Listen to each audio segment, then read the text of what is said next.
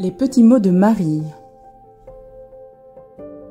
Le podcast qui répond aux questions du groupe Facebook lecteurs, auteurs et éditeurs. Installez-vous et prenez une tasse de café ou de thé.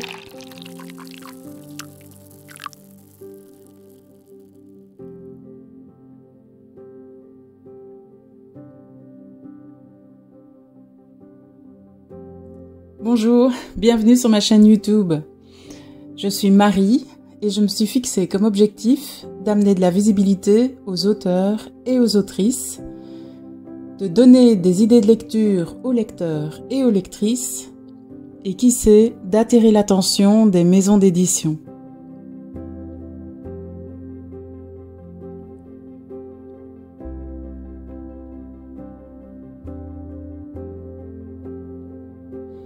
Aujourd'hui, je veux vous parler d'un sujet où je me suis rendu compte qu'en fait, on allait arriver à la rentrée.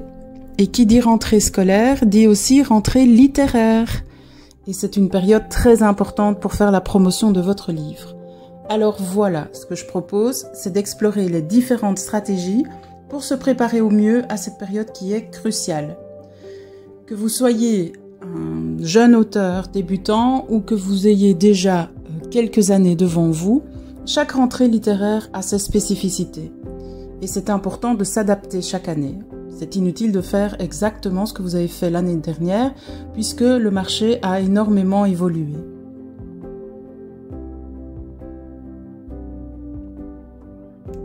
La première chose que nous allons devoir faire, c'est commencer par les fondamentaux. C'est-à-dire que nous allons préparer le terrain avant la promotion du livre. Pour ça, nous allons travailler sur l'image d'auteur ou d'autrice. Cela passe par la création d'un site web ou d'un blog professionnel ou encore mieux d'une page d'auteur Facebook. C'est votre vitrine. C'est un espace où vous pouvez présenter votre univers littéraire, partager votre parcours et mettre en avant vos autres œuvres si vous en avez. Mais aujourd'hui, il ne suffit plus d'avoir une vitrine.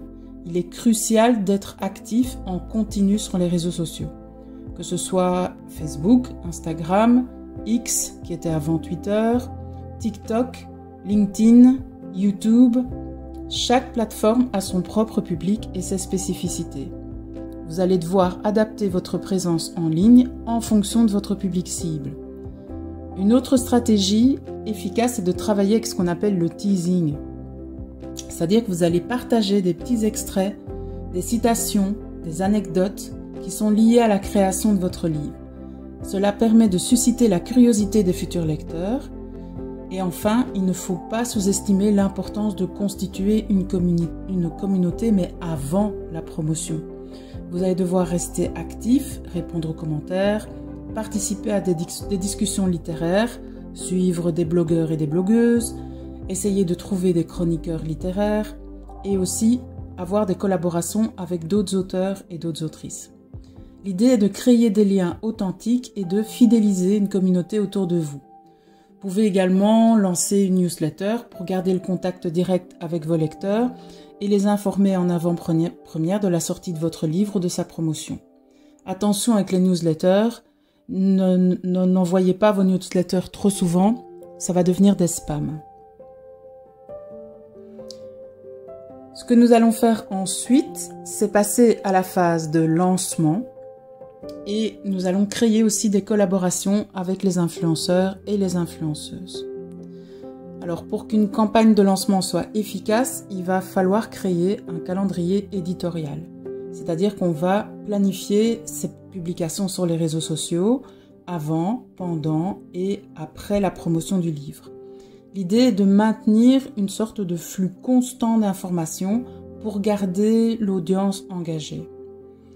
On peut penser aussi à organiser des événements spécifiques en ligne, comme par exemple des lectures en direct, des sessions de questions-réponses.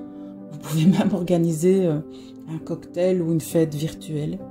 Ce sont des excellents moyens pour garder votre communauté liée et pour qu'elle s'intéresse à votre livre.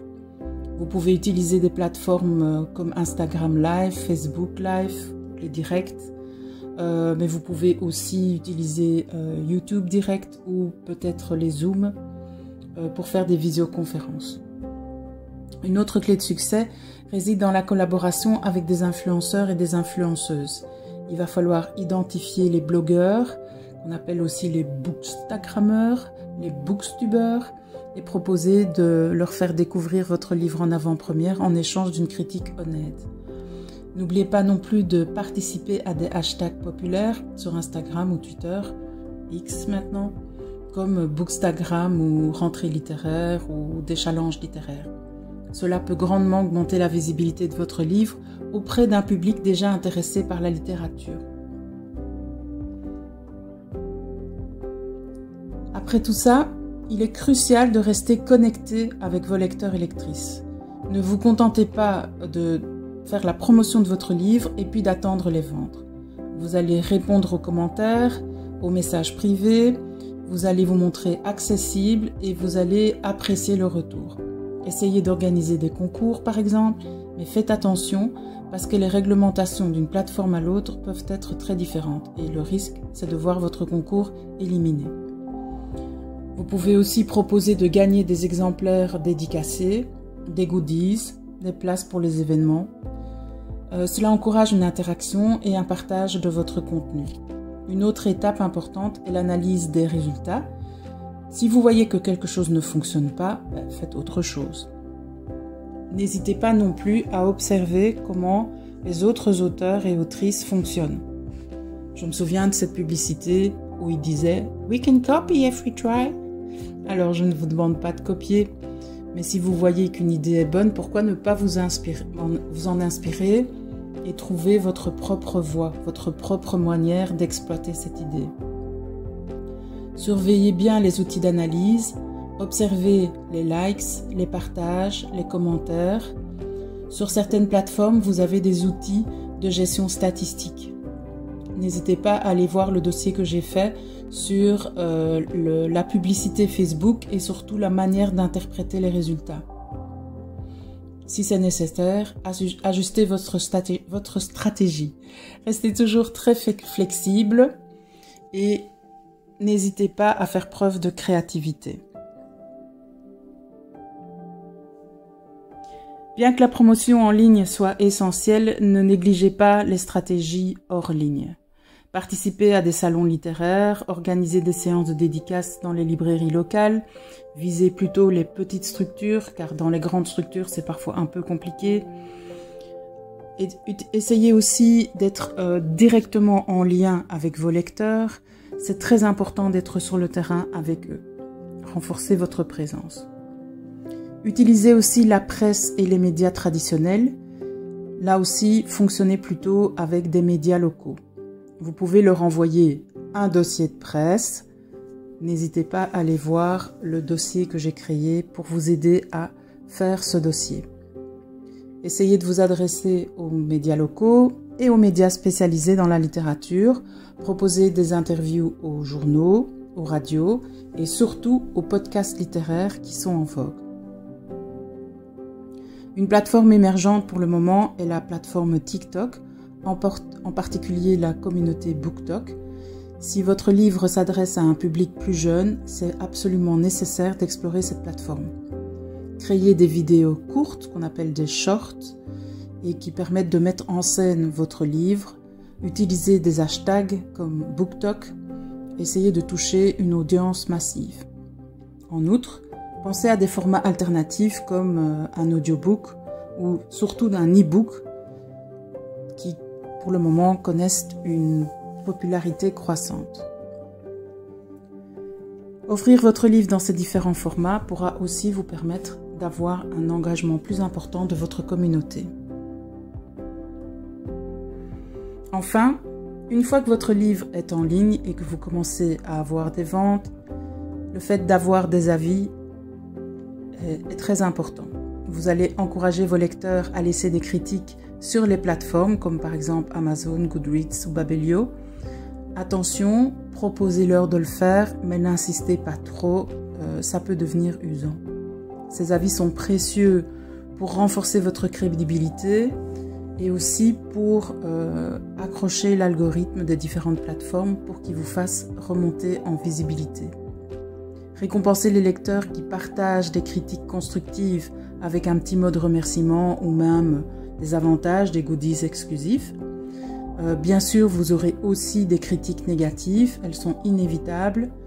Accueillez-les en vous posant la question de savoir s'il n'y a pas des choses que vous pouvez améliorer. Répondez poliment si c'est nécessaire, mais surtout évitez les disputes en ligne, ça ne va jamais jouer en votre faveur.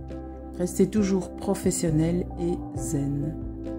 En parallèle, pensez à élargir votre réseau professionnel, collaborer avec d'autres auteurs en organisant des événements collaboratifs, comme des sessions de questions-réponses croisées, des lectures partagées ou des promotions croisées sur les réseaux sociaux. Participez à des ateliers ou à des conférences littéraires, même si cela au début semble un peu répétitif. Enfin, pensez sur le long terme. Maintenez le contact avec vos lecteurs et lectrices après la rentrée littéraire. Partagez des nouvelles sur vos futurs projets, des coulisses de votre travail d'écriture ou des recommandations de lecture. Une relation durable avec vos lecteurs peut transformer vos livres suivants en succès dès leur sortie. Créez des événements récurrents comme des discussions autour de votre livre, des clubs de lecture virtuels ou des sessions de création littéraire pour garder vos lecteurs actifs et connectés. Et voilà, nous arrivons à la fin de ce podcast consacré donc à la préparation de la rentrée littéraire et à la promotion de votre livre.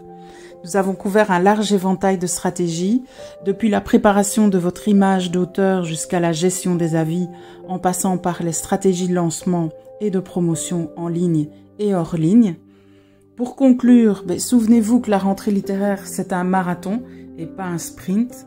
La qualité de votre préparation et la persévérance dans vos efforts de promotion feront toute la différence.